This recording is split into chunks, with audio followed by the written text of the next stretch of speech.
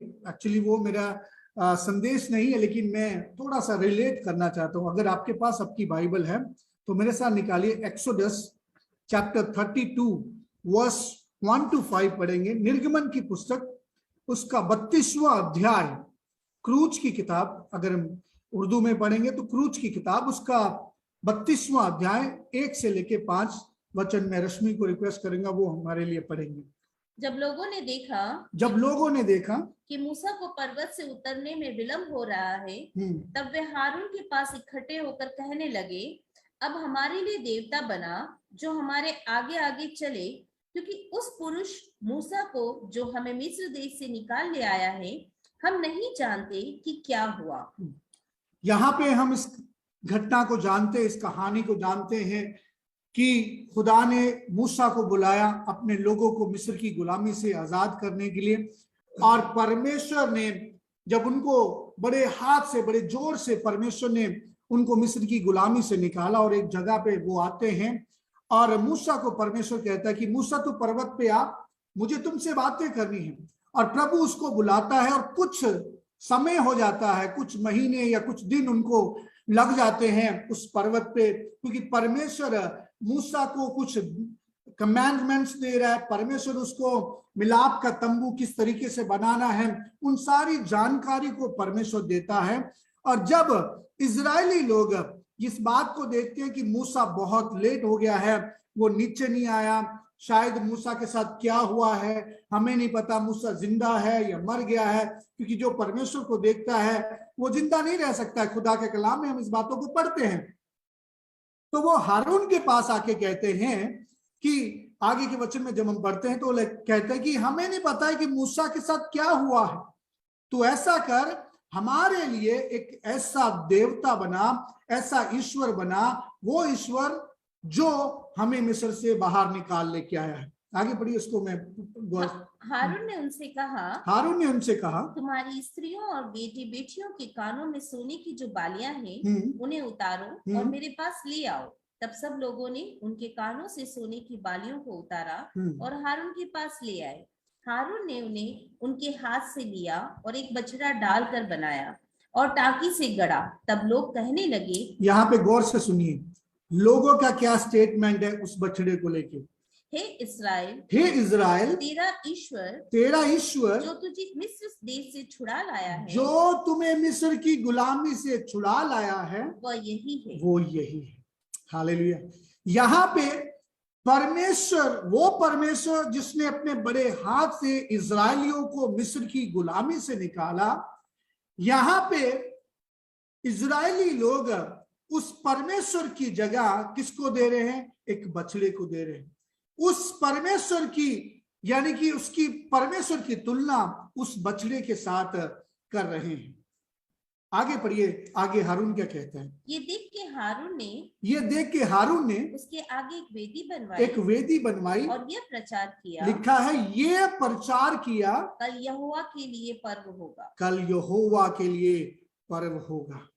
Hallelujah. मैं इस बात से आपको क्या कहना चाहता हूं, आज मसीह रिलम में बहुत सारे ऐसे भविष्यवक्ताएं हैं, बहुत सारे ऐसे पासवान हैं, बहुत सारे ऐसे फॉल्स टीचर हैं जो प्रभु यीशु मसीह की रियल पिक्चर को छोड़ के कुछ और ही दिखा रहे हैं।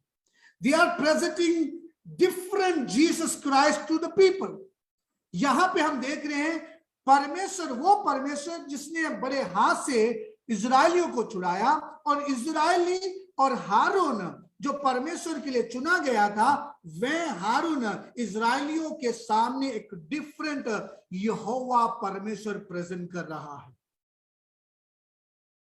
आज बहुत सारे लोग यीशु मसीह के पास आ रहे हैं, बहुत सारे लोग विश्वास करते हैं और मेरे जैसे पासवान प्रार्थना करते हैं या मेरे जैसे पासवान प्रचार करते हैं, तोड़ मरोड़ के खुदा के कलाम को अपने फायदे को देखने के लिए तोड़ मरोड़ के लोगों के सामने पेश करते हैं। प्रभु के ऊपर विश्वास करो, प्रभु के ऊपर विश्वास करो, तुम्हारी सारी तकलीफें खत्म हो जाएंगी। प्रभु आपको हर प्रकार की आशीषें देगा। प्रभु आपके जीवन से दुख, तकलीफ, क्लेश, समस्या को हटा देगा। और लोग विश्वास करते हैं, जब उनके जीवन में समस्या आती है, जब उनके जीवन में समस्या परेशानी आ जाती है, तो उनके सामने रियल पिक्चर आती है कि मसीह यीशु के ऊपर विश्वास करना एक फूलों की सेज नहीं, ये कांटों के ऊपर सोने वाली सेज है। हालेलुया। लेकिन मेरे जैसे पासवान, मेरे जैसे लोग जो शिक्षा, खुदा के कलाम की शिक्षा को जानते हैं, अपने फायदे के लिए डिफरेंट जीसस लोगों को प्रेजेंट कर रहे हैं। एक और वचन मैं आपके सामने पढ़ना चाहता हूं, दूसरा कुरिन्थियों उसका 11वां अध्याय वचन 4 पढ़िए। वहां पे पौलुस कुरिन्थियों की कलीसिया को क्या कहता है। दूसरा कुरिन्थियों 11:4। यदि कोई तुम्हारे पास आकर, ये कलीसिया के लिए है, ये आपके लिए और मेरे लिए वचन है। खुदा का दास कुरिन्थियों की कलीसिया को कहता है कि यदि कोई तुम्हारे पास आकर किसी दूसरे यीशु का प्रचार करे, जिसका प्रचार हमने नहीं किया है, या कोई और आत्मा तुम्हें मिले, कोई और आत्मा जिसके बारे में हमने बोला है उसके अलग कोई आत्मा मिले जो पहले ना मिला था, या कोई और सुसमाचार सुनाए जिसे तुमने पहले न माना था, तो तुम उसे सह लेते हो। हालेलुया। यहाँ पे पौलुस कलीसिया को एक चेतावनी दे रहा है कि जो यीशु मसीह हम प्रचार कर रहे हैं, अगर दूसरे लोग वे डिफरेंट जीसस प्रचार करते हैं, यीशु का प्रचार करते हैं, उसके ऊपर तुम्हें विश्वास नहीं करना है। जिस आत्मा के बारे में हमने तुम्हें सिखाया है और दूसरे लोग आके दूसरी आत्मा के बारे में तुम्हें सिखाते हैं, उनके ऊपर भरोसा नहीं करना है। जो सुसमाचार हमने तुम्हारे बीच में प्रचार किया है, उसको छोड़ कोई और दूसरा सुसमाचार प्रचार आके करता है, तो उसके ऊपर विश्वास नहीं करना है। हालेलुया। मैं जब इस वचन के ऊपर मनन कर रहा था, तो मैं जब देखा कि पौलुस यहाँ पे कलीसिया को एक इस तरीके से रिक्वेस्ट कर रहा है कि तुम्हारा जो रिश्ता वो यीशु के साथ हो चुका है, उस रिश्ते के बीच में अगर कोई और व्यक्ति या कोई और आके तुम्हें कहता कि वो यीशु नहीं, इसके ऊपर भी विश्वास करो, तो तुम्हें विश्वास नहीं करना है। इट इज जस्ट लाइक जैसे प्रभु के साथ हमारी मंगनी हो गई है, यानी कि वो कह रहा है कि तुम्हारी वो यीशु के साथ ऑलरेडी मंगनी हो गई है, उस मंगनी के बीच में तुम्हें और किसी के साथ अपना रिश्ता नहीं बनाना है, तुम्हें उसके साथ कोई और संबंध नहीं रखना है। यहां पे पौलुस इस तरीके से कलीसिया को रिक्वेस्ट कर रहा है। मेरे प्रियो, आज मैं आपसे और अपने आप से सवाल बोलना चाहता हूं, हम किस यीशु के ऊपर विश्वास कर रहे हैं? बहुत सारे लोग यीशु के ऊपर विश्वास करते हैं कि यीशु चंगा करने वाला है। बहुत सारे लोग विश्वास करते हैं कि यीशु हमारे दुखों से हमें निजात देगा। बहुत सारे ऐसे लोग हैं यीशु के पास आते कि हमारी समस्याओं को दूर कर देगा। यस, प्रभु उन सारी दिक्कतों को आपके जीवन से, हमारे जीवन से दूर कर देगा। लेकिन वास्तव में मैं आज आपको कहना चाहता हूं कि उसको पाने के लिए आपको और मुझे एक बहुत बड़ा प्राइस देना पड़ेगा। बड़े बड़े क्रूसेड्स में हमने देखा है, हम लोग बोलते कि हमारे पीछे बोलिए, आप प्रार्थना करो, जो जैसे मैं प्रार्थना कर रहा हूं वैसे प्रार्थना करो। और जैसे ही वो बंदा या कोई व्यक्ति प्रार्थना रिसाइट करता है और हम कहते हैं तुम बचाए गए हैं, तुम आज से क्रिश्चियन हो, आज से तुम्हारा उद्धार हो गया है। लेकिन हम उनको ये नहीं बताते कि यीशु मसीह के ऊपर विश्वास करने से आपको अपनी क्रूस को उठाना पड़ेगा, आपको तकलीफों से भी होके जाना पड़ेगा, आपको कुर्बानी देनी पड़ सकती है, आपको वो समस्याओं से गुजर के भी जाना पड़ सकता है। जब लोग विश्वास करते हैं, एक क्या बोलते हैं, बेनिफिट को देख के प्रभु के ऊपर जब विश्वास में आते हैं, जब उनके जीवन में समस्या आती है तो प्रभु से दूर हो जाते हैं। लेकिन हमें रियल यीशु मसीह, अगर कोई विश्वास करता है तो हमें खुले में उसको बोलना है, प्रभु यीशु मसीह के ऊपर विश्वास करो, तुम्हारी समस्या दूर हो जाएगी। लेकिन आपको और मुझे एक प्राइस देना पड़ेगा, आपको और मुझे कीमत चुकानी पड़ेगी। हालेलुया। और अभी हम अपने कलाम की ओर बढ़ेंगे। इफिसियों की पत्री उसका 5वां अध्याय वचन 30 और 31 जो मैं आज आपके सामने शेयर करना चाहता था। कि इफिसियों की पत्री उसका 5वां अध्याय वचन 30 और 31 पढ़िए, वहां पे खुदा के कलाम में क्या लिखा है। इसलिए कि हम उसकी देह के अंग हैं, इस कारण मनुष्य अपने माता पिता को छोड़कर अपनी पत्नी से मिला रहेगा और वे दोनों एक तन होंगे। यह भेद तो बड़ा है, पर मैं यहाँ मसीह और कलीसिया के विषय में कहता हूँ। हालेलुया। मैं जब इस वचन को पढ़ रहा था तो मुझे एक ऐसा लगा कि जब मैं अपने परिवार को देखता हूं, जब मैं एक मसीह फैमिली को देखता हूं, जो पति पत्नी के प्रेम को देखता हूं, पति पत्नी के ऊपर भरोसे को देखता हूं, विश्वास को देखता हूं, तो वो पिक्चर जो है वो फैमिली एक उदाहरण है मेरे लिए कि वैसा ही प्रभु यीशु मसीह अपनी कलीसिया से प्यार करता है। हालेलुया। मेरे प्रियो, यहाँ पे बहुत सारे कपल्स हैं, यहाँ पे बहुत सारे परिवार हैं। जब आप एक मिलजुल के रहते हैं, जब आप एक दूसरे के ऊपर भरोसा करते हैं, जब आप अपने बीच में कुछ छुपाते नहीं हैं, इसका मतलब ये एक उदाहरण है आपके लिए और मेरे लिए कि मेरा परमेश्वर वैसा ही मेरे से प्रेम करता है, वैसा ही एक दूसरे के ऊपर हमारा भरोसा बढ़ता है। हालेलुया। यहाँ पे पौलुस कहता है कि मैं ये जो बात कह रहा हूं पति पत्नी के बारे में, वो मसीह और कलीसिया के रिश्ते के बारे में बात कर रहा हूं। हालेलुया। मैं जब शादी के बारे में पढ़ रहा था या शादी के बारे में मैं देख रहा था तो बहुत सारी चीजें हैं। मैं एक वीडियो देखा, उस वीडियो में एक लड़की है और लड़का है, दोनों जंगल में जाते हैं, दोस्त हैं और काफी सालों से वो दोस्त है, और वो लड़का उस लड़की को प्रपोज करना चाहता है और क्या करता है, वो अपने घुटनों पे आके अपनी पॉकेट से रिंग निकालता है और उसको कहता है कि विल यू मैरी मी। वो लड़की को कहता है क्या तुम मुझसे शादी करोगी। तो लड़की इतनी खुश हो जाती है, एक्साइटेड हो जाती है और जोर से वो बोलती है, ओ थैंक यू, मेरी जिंदगी में एक और मनुष्य, एक और व्यक्ति मेरी जिंदगी में आ गया। हालेलुया।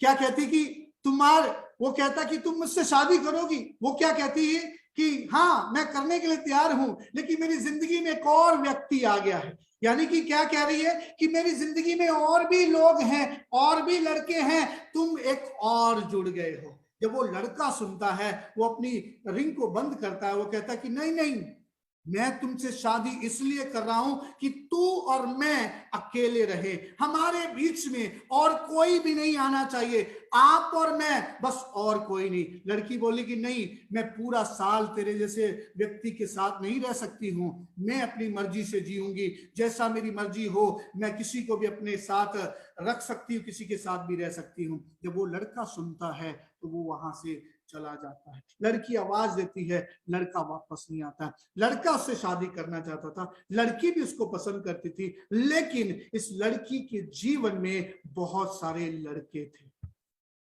हालेलुया। मैं क्या कहना चाहता हूं, जब एक लड़की या लड़का विवाह के लिए तैयार होते हैं, दे मेक अ डिसीजन, वो एक निर्णय लेते हैं। वो ये निर्णय लेते हैं कि मेरी पुरानी जिंदगी में चाहे कितने भी बॉयफ्रेंड हो, चाहे जितने भी गर्लफ्रेंड हो, या चाहे कितना भी मैंने रिश्ता किसी के साथ बनाया है, लेकिन आज से मैं उन सारे रिश्तों को रद्द करता हूं, रद्द करती हूं, और आज से मैं अपना पूरा जीवन इस व्यक्ति को, इस औरत को दे देना चाहता हूं। हालेलुया। मेरे प्रियो, जब यीशु मसीह इस दुनिया में आए, आपसे मंगनी करने के लिए, मेरे से मंगनी करने के लिए जब इस दुनिया में आए, उसने सारी हुकूमतों को, यानी कि स्वर्ग में जो भी हुकूमत थी, स्वर्ग में जो भी उसका ऐशो आराम था, उसको छोड़ के फुल्ली आपके लिए और मेरे लिए रिश्ता बनाने के लिए आ गया। हालेलुया। और जब हम उस वचन को पढ़ते हैं, और आपके लिए और मेरे लिए जब इस दुनिया में आए, उसने मार खाई, उसने कोड़े खाए, उनके ऊपर थूका गया, उनको बहुत गाली गलौज किया गया। क्यों? क्योंकि वह आपसे और मुझसे प्रेम करते थे। हालेलुया। और उस विवाह में हमें बांधने के लिए प्रभु यीशु मसीह ने उन सारी चीजों को कुर्बान कर दिया। मैं जब संडे को प्रचार कर रहा था, तो मेरे प्रचार के बाद हमारी कलीसिया के पासवान ने एक बहुत सुंदर एग्जाम्पल दी, जो मैं आज आपके सामने शेयर करना चाहता हूँ।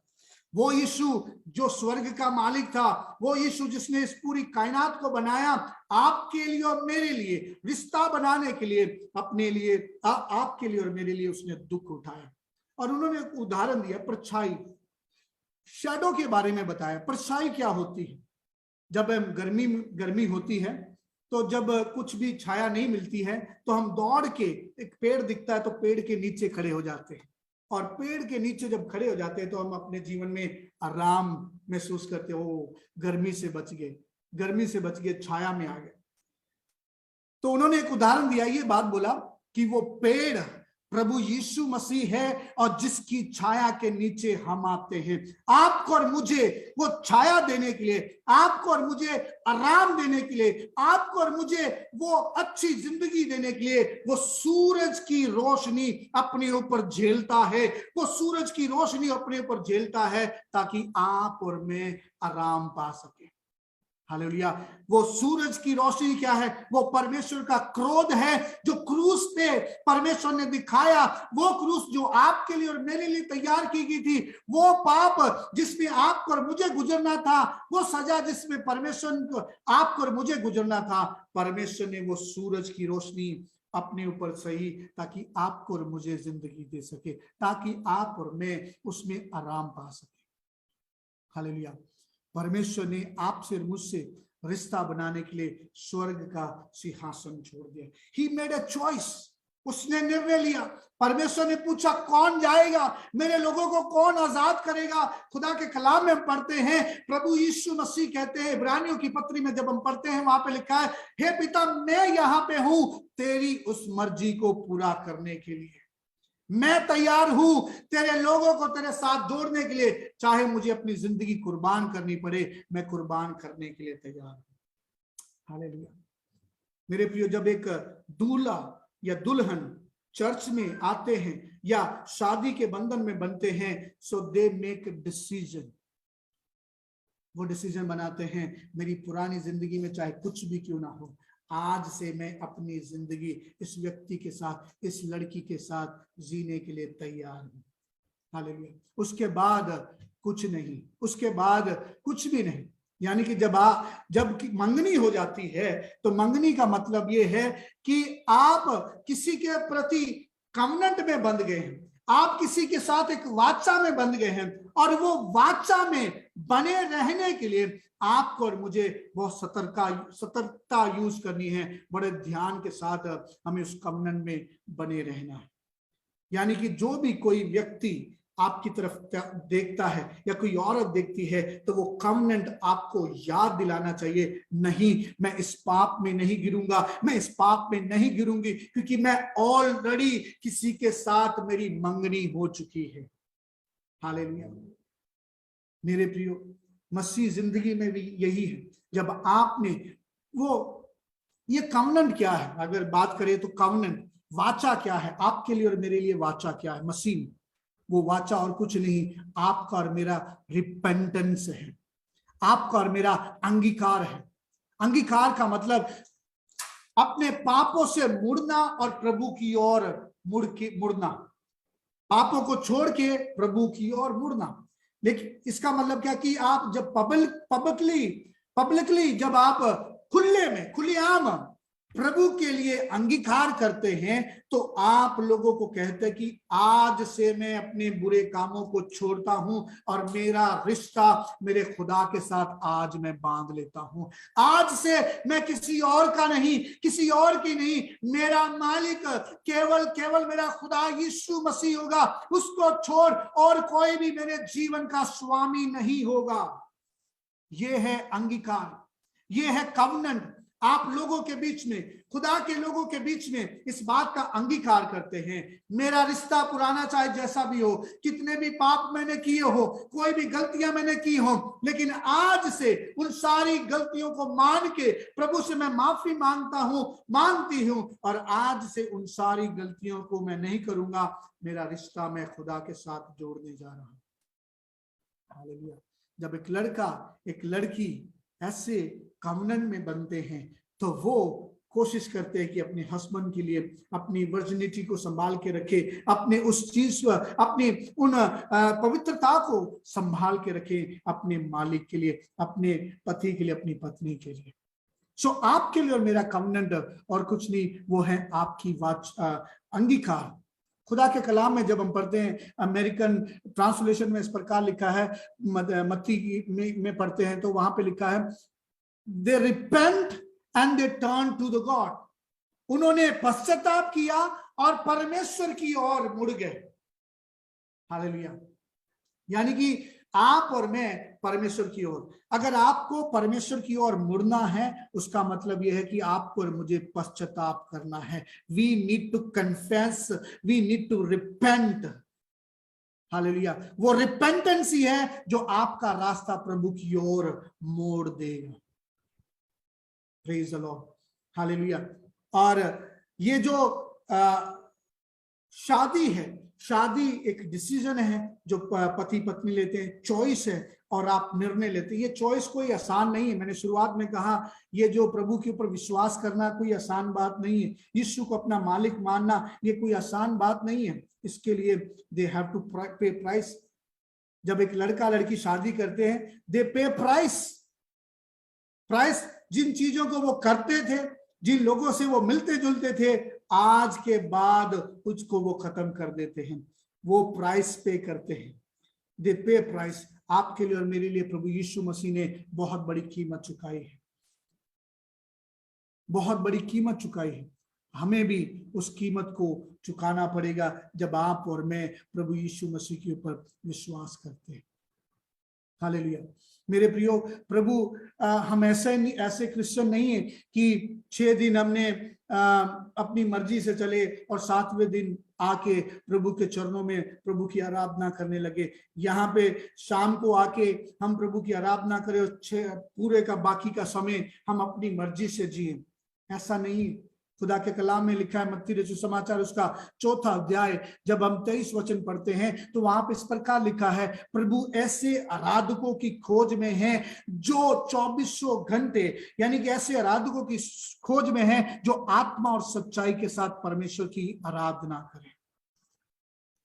वो कहती है, वो लड़की कहती है कि हमारे बाप दादा तो वहां पे आराधना किया करते थे। प्रभु यीशु मसीह कहते हैं कि यहूदी लोग तो वहां पे आराधना करते हैं, लेकिन प्रभु यीशु कहता है कि एक समय आ रहा है, a day is coming, a time is coming, कि जब परमेश्वर के लोग, प्रभु ऐसे आराधकों की खोज है जो आत्मा और सच्चाई के साथ आराधना करते हैं। यानी कि 24/7, चाहे आप किचन में हैं, चाहे आप मार्केट में हैं, चाहे आप कहीं भी हैं, आपके जीवन से परमेश्वर की आराधना होनी चाहिए। आपके जीवन से परमेश्वर के साथ कनेक्शन बना रहना चाहिए। हालेलुया। यही है आपका और मेरा रिश्ता जो प्रभु के साथ आपको और मुझे जोड़ता है। ऐसा नहीं कि पत्नी घर पे नहीं है तो अपनी मर्जी से हम करें, या पति घर पे नहीं है तो पत्नी अपनी मर्जी से करे। ऐसा नहीं है। We are in a covenant. आप और मैं एक ऐसे कवनेंट में हैं जिसको हमें बनाए रखना बहुत जरूरी है। शादी एक चॉइस है जो आप और मैं करते हैं। शादी एक डिसीजन है जो आप और मैं लेते हैं, और शादी के करने के लिए आप और मैं एक कीमत चुकाते हैं। एक चीज और मैं बोलना चाहता हूं, शादी एक कंप्लीट प्रोसेस है। शादी एक कंप्लीट प्रोसेस है। ये कोई एक दिन में या 1 घंटों में हो जाने वाली चीज नहीं।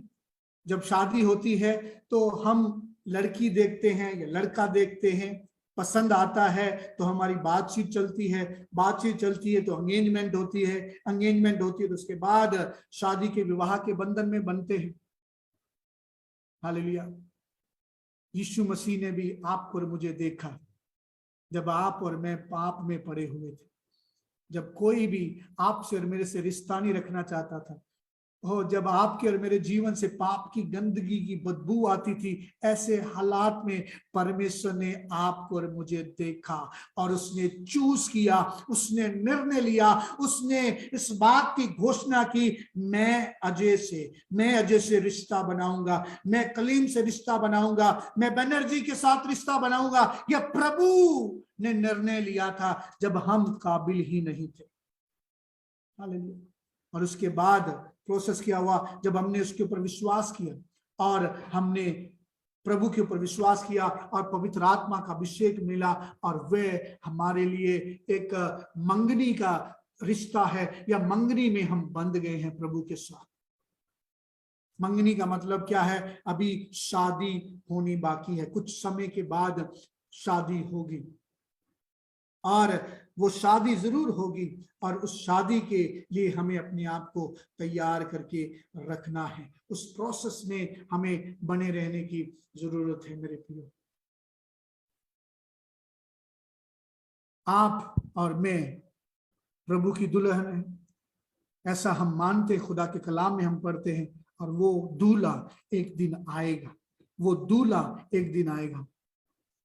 मैं जब हम बात करते हैं इस बात की, मैं बताया, शायद सर्वे के बारे में मैं बताया, more than 50% practising Christian stop practising what they meant to do.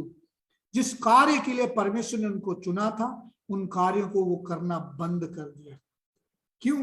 क्योंकि 2022 साल पहले प्रभु ने बोला था कि हम यीशु मसीह आएगा, यीशु मसीह आएगा, यीशु मसीह आएगा, बोले अभी तक नहीं आए। इस चीज को लेके बहुत सारे लोग विश्वास से हट गए, बहुत सारे लोग प्रभु के ऊपर विश्वास करना बंद गए। मेरे प्रियो, जो बातें आज घट रही हैं खुदा के कलाम में हैं, अगर ये बातें हो रही हैं तो प्रभु ने जो कहा है, मैं आऊंगा, मैं जल्द आऊंगा, वो जल्द आपको और मुझे लेने के लिए आ रहा है। अपनी दुल्हन को लेने के लिए वो आएगा। शर्त ये है कि आप और मैं अपनी उस तैयारी में बैठे हुए हैं क्या? क्या हमारे वस्त्र धुले हुए हैं क्या? क्या हम अभी भी जैसा वो हमसे चाहता है वैसा हम अपने जीवन में देख रहे हैं क्या? पौलुस कहता है कि it's a big mystery, it's a great mystery कि पति अपने माँ बाप को छोड़ के पत्नी के साथ बना रहे। मेरे प्रियो, प्रभु यीशु मसीह चाहता है जहां प्रभु है वहां पे हम भी रहे। सो इस शाम के समय मैं आपको यही बात कहना चाहता हूं, आपके पास कोई डिफरेंट जीसस लेके आता है या डिफरेंट जीसस आपके सामने प्रचार करता है, तो आपको उसके ऊपर विश्वास नहीं करना है। खुदा के कलाम में देखना है कि आपको किस यीशु के ऊपर विश्वास करना है। वो कलाम आपको सिखाएगा, वो कलाम आपको बताएगा। दूसरी बात मैंने बोला, we are in a covenant. आप और मैं एक वाचा में बांधे हुए हैं, और वो वाचा ये है कि आज से मैं अपनी पूरी जिंदगी प्रभु को देता हूं। आज से मैं अपना मालिक प्रभु को मानता हूं, और उसके बीच में अगर कोई भी आता है तो हमें उसको अनुमति नहीं देनी है। कोई भी चीज आती है तो हमारे जीवन में उसको जगह नहीं देनी है, क्योंकि आपने अपना दिल जो है वो खुदा को दे चुके हैं। आप अपना जीवन खुदा को दे चुके हैं, और उसके अलावा आपके और मेरे जीवन में और कोई नहीं आना चाहिए। शादी एक प्रोसेस है, जो उस प्रोसेस में हम चल रहे हैं, और बहुत सारी खुदा के कलाम में बातें हैं जो हम 10 कवारियों के बारे में भी हम पढ़ते हैं, और उसके बारे में मैं नहीं बोलना चाहता, क्योंकि हम सब जानते हैं जिन्होंने जो तैयार थी अपने दूल्हे के लिए, प्रभु उनको लेके चला गया।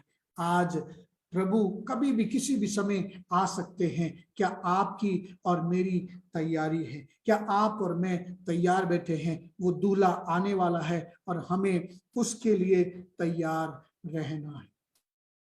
सो इस रात के समय मैं यही आपको कहना चाहता हूं, you made a choice to live with him, you made a decision to live with him. आपने प्राइस पे कर रहे हैं उसके साथ जिंदगी को जीने के लिए। आइए हम उसी प्रोसेस में कंटिन्यू बने रहें, उस प्रोसेस में हम लगातार बने रहें, और प्रभु से प्रार्थना करें। प्रभु इस दुनिया के टेम्पटेशंस के अंदर, प्रभु इस दुनिया के प्रलोभन के अंदर हम फंस ना जाएं, ताकि हम उस दूल्हे के साथ जाने से वंचित ना हो जाए। हालेलुया। मेरे प्रियो, खुदा के कलाम में लिखा है, जहां मैं हूं वहां तुम भी रहोगे। हालेलुया। वो यीशु चाहता है जहां दूल्हा है उसकी दुल्हन भी वहां पे रहे। He is doing his part. वो अपना काम कर रहा है, वो आपके लिए और मेरे लिए घर बना रहा है, वो आपके लिए और मेरे लिए तैयारी कर रहा है। वो कर रहा है, क्या आप और मैं अपना पाठ कर रहे हैं? क्या आप और मैं उस जिम्मेदारी को जो हमें सौंपी गई है दुनिया में रहते हुए, क्या हम उस जिम्मेदारी को कर रहे हैं? हालेलुया। आइए प्रभु से बोले, प्रभु मैं एक सब आपसे यही रिक्वेस्ट करना चाहूंगा, हम अपनी आंखों को बंद करेंगे। अभी हम प्रार्थना की ओर जाते हैं। अपनी आंखों को बंद करें। जब आपने प्रभु यीशु मसीह को अपना उद्धारकर्ता करके ग्रहण किया, हमने जब प्रभु यीशु मसीह को अपना उद्धारकर्ता ग्रहण किया और बोला कि आज से ये जीवन प्रभु तेरा है, आज से इस जीवन का मालिक तू है, जैसा तू चाहेगा वैसा मेरे जीवन में होगा। जरा गौर करके देखें, क्या उस कवनन में हम अभी भी बंधे हुए हैं? क्या जो वायदा प्रभु के साथ हमने किया था कि प्रभु तुझे छोड़ मेरे जीवन में और किसी को मैं जगह नहीं दूंगा, और किसी बात को मैं जगह नहीं दूंगा जो तेरे से बढ़ के होगी। मेरे प्रियो, अगर आपने और मैंने कहीं ना कहीं उस कन्वेंट में हम फेल हुए हैं या उसको कीप नहीं कर सके या रख नहीं सके, तो ये आपके लिए और मेरे लिए मौका है। प्रभु से हम प्रार्थना करें, प्रभु मुझे शुद्ध कर दे, प्रभु मुझे पवित्र कर दे, और जिस बंधन में प्रभु जी आप मुझे देखना चाहते हैं उस बंधन को मैं दोबारा स्थापित कर सकूं। प्रभु जी मैंने निर्णय लिया था तेरे साथ पूरी जिंदगी बिताने के लिए। प्रभु जी मैंने चॉइस किया था कि मैं पूरी जिंदगी तेरे साथ जीऊंगी, लेकिन इस यात्रा के दौरान बहुत सारी ऐसी बातें, बहुत सारी ऐसी चीजें मेरे जीवन में घर बना लिया जो प्रभु जी तुझे पसंद नहीं है। मेरे प्रियो, अपने जीवन में हमें ऐसी चीजों को नहीं रखना है जिनको आपका दूल्हा बिल्कुल पसंद नहीं करता है। मान के चलो आप अपनी पत्नी से प्रेम करते हैं और आपको छोड़ मेरी पत्नी या आपकी पत्नी, आपका पति या आपका पत्नी हमें छोड़ किसी और को अपने जीवन में रखेगा, तो हम कितने दुखित होंगे, कितना दुख लगेगा, कितना गुस्सा आएगा। वो परमेश्वर जिसने आपके लिए अपना लहू बहाया, हमारे लिए अपना लहू बहाया, हमारे लिए कोड़े खाए, वो गर्मी को सहा, प्रभु के क्रोध को सहा, और उस प्रेम में बनाए रखने के लिए अपने जीवन को दे दिया। और उसके बीच में अगर हम जो प्रेम हमें उसको देना है, जो जीवन उसको देना है, जो पवित्रताई के साथ उसके साथ रहना है, उसके बीच में अगर कुछ हम गलत करते हैं तो कितना दुख उसको लगता हो, कितना रोता होगा कि ऐसे लोगों के लिए मैं अपनी जिंदगी को दिया है। आइए हम अपने जीवन में झांके, हमारे उस रिश्ते को दोबारा स्थापित करें। प्रभु को बोले, प्रभु अपने पुत्र यीशु के लहू के द्वारा मुझे शुद्ध कर दे। और जो रिश्ते में प्रभु जी आप देखना चाहते हैं, एक परफेक्ट ब्राइड प्रभु जी जैसा आप देखना चाहते हैं, वैसा हम अपने जीवन में बने रहने पाए। प्रभु जी हम धन्यवाद देते हैं समय के लिए खुदावंद, आज के वचन के लिए प्रभु जी हम धन्यवाद देते हैं। प्रभु जी हम याद करते हैं आपकी उस सैक्रिफाइस को, याद करते हैं आपके उस डिसीजन को, उस निर्णय को, जब लोग हमसे प्रेम नहीं करना चाहते थे, जब लोग हमसे रिश्ता नहीं बनाना चाहते थे। ऐसे हालातों में प्रभु जी आप अपना सिंहासन छोड़ के, प्रभु जी आप अपना स्वर्ग छोड़ के मेरे साथ रिश्ता बनाने के लिए इस दुनिया में आ गए।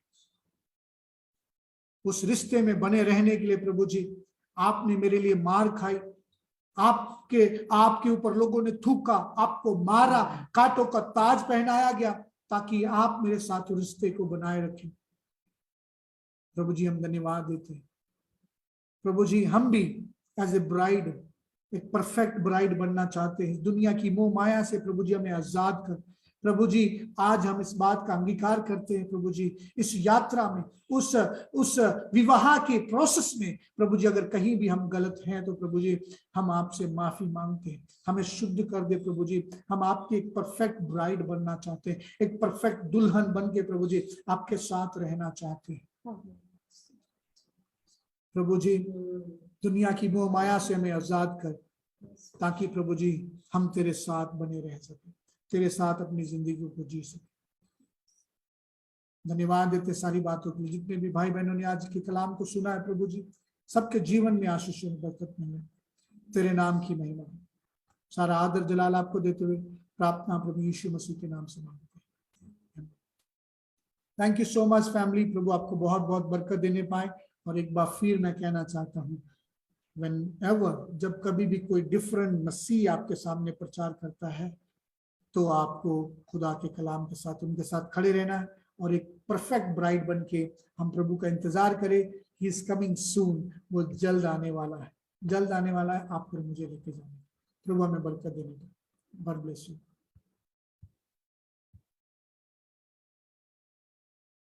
भाई थैंक यू सो मच। खुदा आपको भी बड़ी बरकत दे, क्योंकि हमने वाकई ही बरकत पाई। खुदा के रूह ने हमसे बात की। और आजकल आप कभी देखें, जो सही प्रचारक हर जगह से प्रचार हो रहा है, रैप्चर का प्रचार हो रहा है कि यीशु जल्द आने वाले दुल्हन को लेके